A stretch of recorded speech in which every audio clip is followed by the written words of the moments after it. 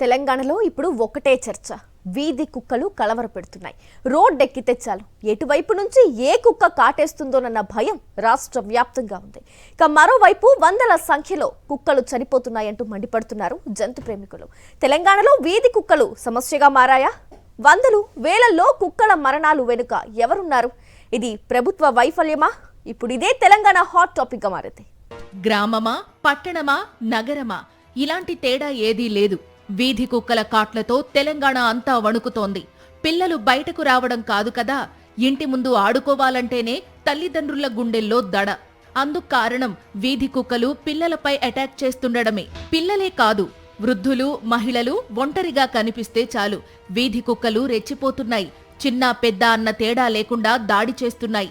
కుక్క కాట్లు తెలంగాణ అంతటా ప్రధాన సమస్యగా మారిపోయింది. వందల మందిని ఆస్పత్రి పాలు చేస్తున్నాయి వీధి కుక్కలు. వరుసగా జరుగుతున్న కుక్కల దాడుల ఘటనలపై ప్రజల నుంచి తీవ్ర ఆగ్రహం వ్యక్తమవుతోంది.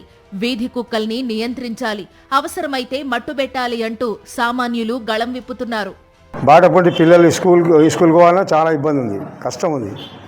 తోలుకపోవాలి, తోలుకరావాలి పిల్లల చాలా కష్టం ఉంది. మాకు గవర్నమెంట్ తీసుకుపోయి సాదుకొని ఏమైనా చేసుకొని, కానీ మాకైతే రక్షణ కావాలి. మా బావుల కాడికి మేము పోలేము. వాడికి ఇప్పటికీ 2 మేకలు తిన్నాయి, 2 బర్దులు తిన్నాయి, ఆవుదులు తిన్నాయి. ఇప్పటికి బావుల కాడికి పోతాను కూడా ఇబ్బంది అవుతుంది మాకు చాలా. కానీ ఏమైనా చేసుకొని పట్టుకపోయి సాదుకోరు మీరు, కానీ మా ఊళ్ళకి తీసుకుపోవాలి. సామాన్యుల వెర్షన్ ఇలా ఉంటే జంతు ప్రేమికుల వెర్షన్ మరోలా ఉంది. వందల సంఖ్యలో ఒకేసారి కుక్కలు చనిపోతుండడంపై జంతు ప్రేమికులు భగ్గుమంటున్నారు. ఇది హత్య అంటున్నారు. విషం పెట్టి చంపుతున్నారని ఆరోపిస్తున్నారు. మూగ జీవాలను ఇలా చంపడం మానవత్వమేనా అంటూ పోలీసులకు ఫిర్యాదులు చేస్తున్నారు. కేసులు నమోదు చేస్తున్న పోలీసులు సైతం దర్యాప్తు కూడా మొదలుపెట్టారు. కుక్కల ప్రాణాలకు రక్షణ కావాలన్నది జంతు ప్రేమికుల ఆందోళన. యంగ్స్టర్స్, బైక్ వాళ్ళు, స్టూడెంట్స్, జాబ్ ఐటీ వాళ్ళు చేసిన చనిపోతున్నారు. Who is coming on the roads and protesting for helmets? ఆ ప్రాణాలకి విలువ లేదా? ఆ మనుషుల ప్రాణాలకి విలువ లేదా? జస్ట్ ఒక కుక్క కరిస్తే ఆ ప్రాణం పోతే ఆ ప్రాణంకి విలువ? Why is this selective? Why are you being selective about human lives? నేను ఒప్పుకుంటాను, ఒక 100 కుక్కలో ఒక 5 కుక్క అగ్రెసివ్ ఉంటాయి, నేను ఒప్పుకుంటాను. కానీ 5 కుక్కల కోసం మీరు ఆ 95 కుక్కల్ని చంపేస్తున్నారు, దారుణంగా చంపేస్తున్నారు. It is a system failure, it is a government failure. ఆ కుక్క బ్రతికేది 10 సంవత్సరం.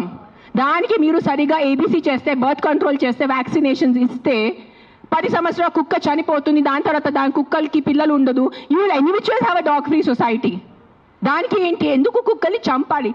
వీధి కుక్కల సమస్య ఎంతలా మారిందనేది ఆర్టీఐ వెల్లడించిన గణాంకాలే చెబుతున్నాయి. 2020 నుంచి 2025 వరకు తెలంగాణలో 14,88,781 మంది కుక్క కాట్ల బారిన పడ్డారు. ఈ 5 ఏళ్లలో 36 లక్షల డోసుల రేబిస్ వ్యాక్సిన్ కుక్కకాటు బాధితులు తీసుకున్నారు. పల్లె నుంచి పట్టణాల వరకు రోజురోజుకి కుక్కకాటు బాధితుల సంఖ్య పెరుగుతూనే ఉంది. ముఖ్యంగా పసిపిల్లలపై దాడులు తల్లిదండ్రులకు నిద్ర లేకుండా చేస్తున్నాయి. ఇక హైదరాబాద్ లోని ప్రభుత్వ ఆస్పత్రుల్లో కుక్కకాటు బాధితులు క్యూ కడుతున్నారు. రేబిస్ వ్యాధి భయపెడుతోంది. కుక్కకాటు వేస్తే చాలు అది జీవితాంతం బాధితులకు భయంగా మారుతోంది. వీధి కుక్కల సమస్యకు పరిష్కారం ఎక్కడా? కుక్కల్ని చంపడమే మార్గమా, లేక వీధి కుక్కల సంఖ్య పెరగకుండా నియంత్రణే సరైన దారా? ప్రభుత్వం ఎందుకు మౌనం వహిస్తోంది? వీధి కుక్కలు ఒక్క తెలంగాణే కాదు, దేశవ్యాప్తంగా ఆందోళన కలిగిస్తున్న సమస్య. ఇప్పుడు దేశ అత్యున్నత న్యాయస్థానం సుప్రీంకోర్టు మెట్టెక్కింది. కుక్కల హక్కుల గురించి కొందరు, ప్రజల భద్రత గురించి మరికొందరు, ఇంకొందరు న్యాయవాదులు వాదనలు వినిపించారు. అందరి వాదనలు విన్న సుప్రీంకోర్టు చివరికి ఏం చెప్పింది? పెరుగుతున్న కుక్క కాటు ఘటనలు, చిన్న పిల్లలపై జరుగుతున్న దాడులు, రోడ్డు ప్రమాదాలకు కారణమవుతున్న వీధి కుక్కలు, ఇలాంటి అంశాలన్నింటిపై సుప్రీంకోర్టు కీలక విచారణను ప్రారంభించింది. కుక్క కాటుకు గురైన బాధితుల తరపున, మరోవైపు జంతు హక్కుల కార్యకర్తల తరపున లాయర్లు కోర్టులో వాదనలు వినిపించారు. విచారణ సందర్భంగా కోర్టులో వాడివేడిగా చర్చ జరిగింది. వీధి కుక్కల అంశం చాలా భావోద్వేగాలతో కూడుకున్నదని ఒక లాయర్ వాదించగా, ఢిల్లీ లాంటి మహానగరాల్లో ఎలుకలు, కోతుల సంఖ్యను నియంత్రిస్తూ పర్యావరణ సమతుల్యతను కాపాడుతున్నాయని మరో లాయర్ వాదించారు. కుక్కలను నిర్మూలిస్తే ఎలుకల సంఖ్య పెరిగి రోగాలు వ్యాపించే ప్రమాదం ఉందని సుప్రీంకోర్టు దృష్టికి తీసుకెళ్లారు. ఈ సందర్భంగా సీనియర్ న్యాయవాది కపిల్ సిబల్ కీలక వ్యాఖ్యలు చేశారు. మనుషులు, జంతువులు కలిసి జీవించడం నేర్చుకోవాలని సూచించారు. కుక్కలను షెల్టర్లలో బంధించడం శాశ్వత పరిష్కారం కాదని, కాటేస్తున్న కుక్కలను పట్టుకుని స్టెరిలైజ్ చేసి మళ్లీ అదే ప్రాంతంలో వదలాలన్నారు. ఇదే సమయంలో తనను ఇప్పటి వరకు ఏ కుక్క కూడా కరవలేదు అని కపిల్ సిబల్ వ్యాఖ్యానించగా, మీరు చాలా అదృష్టవంతులు అంటూ సుప్రీంకోర్టు చేసిన వ్యాఖ్య కోర్టులో కొద్దిసేపు చర్చనీయాంశంగా మారింది. అయితే మరోవైపు కేంద్ర ప్రభుత్వం తీవ్ర ఆందోళన వ్యక్తం చేసింది. సొలిసిటర్ జనరల్ తుషార్ మెహతా కుక్కలపై జరుగుతున్న క్రూరత్వం గురించే మాట్లాడుతున్నారని, కానీ చిన్నపిల్లలను పీకు తింటున్న కుక్కల క్రూరత్వంపై ఎవరూ మాట్లాడటం లేదని ప్రశ్నించారు. వీధి కుక్కల కారణంగా రోడ్లపై ప్రమాదాలు జరుగుతున్నాయని, ప్రజల ప్రాణాల భద్రతే ప్రధానమని ఆయన కోర్టు ముందు వాదించారు. అందరి వాదనలు విన్న సుప్రీంకోర్టు కీలక వ్యాఖ్యలు చేసింది. జంతు జనన నియంత్రణే సరైన మార్గమని స్పష్టం చేసింది. అయితే ఈ విషయంలో మున్సిపల్ యంత్రాంగాలు పూర్తిగా విఫలమయ్యాయని మండిపడింది.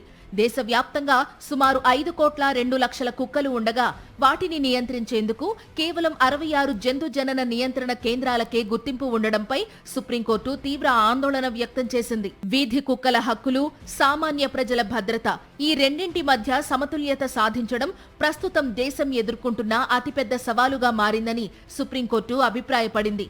ఈ కీలక విచారణపై దేశవ్యాప్తంగా అందరి దృష్టి నెలకొంది.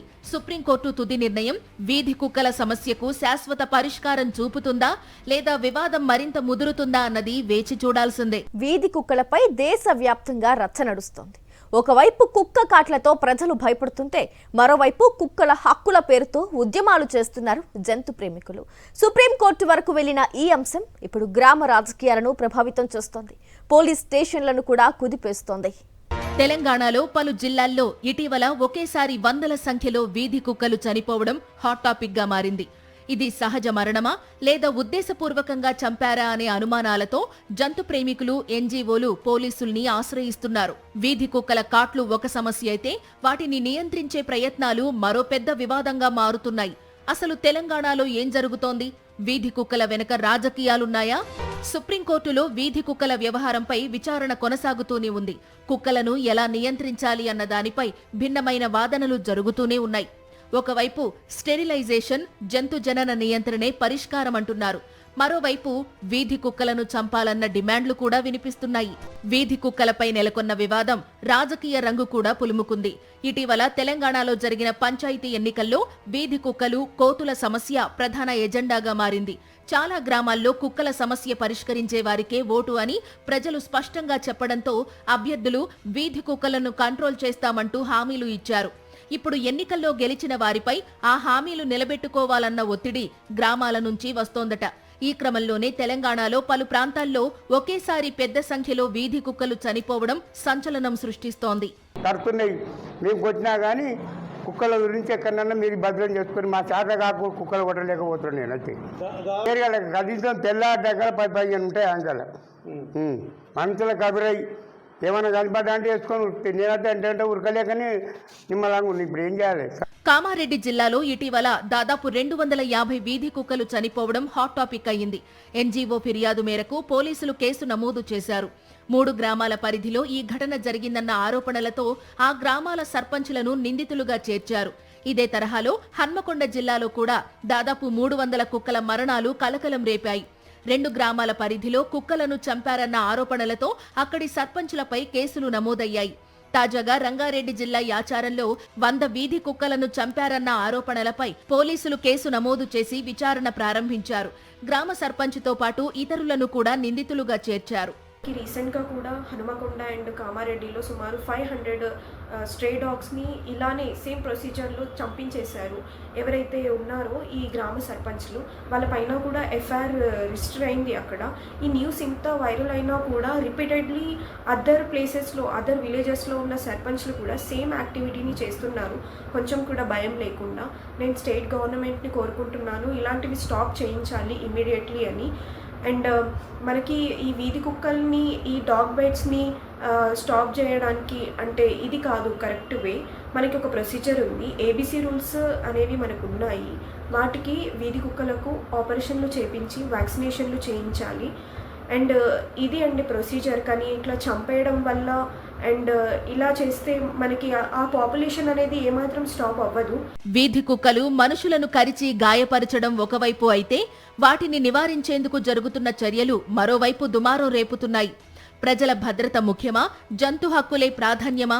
ఈ రెండింటి మధ్య సమతుల్యత సాధించాల్సిన బాధ్యత ఇప్పుడు ప్రభుత్వాలు, స్థానిక పాలకులు, అధికారులపై పడింది. ఈ సమస్యకు ఎక్కడో ఓ చోట ఫుల్ స్టాప్ పెట్టకపోతే వీధి కుక్కల సమస్య కేవలం వీధుల్లోనే కాదు, కోర్టుల్లో, పోలీస్ స్టేషన్లలో, రాజకీయాల్లో కూడా ఇలానే కొనసాగుతూనే ఉంటుందన్నది వాస్తవం. ఈ వీధిలో ఉన్న కుక్కల్ని సంరక్షించుకోవాల్సిన అవసరం ఉంటుంది. అంటే సంరక్షణ అంటే ఆ వీధిలో ఉన్న వాటిని ఒక ప్లేస్లో పెట్టడము, షెల్టర్లో జోన్ కలిపేయడము, లేదంటే వాటికి ఆహారం అందించడము చేయాలి. అంతేగాని వీధిలో వందలాది కుక్కలు ఉన్నాయి అన్నిటిని చంపేస్తా అంటే అది కరెక్ట్ విషయం కాదు.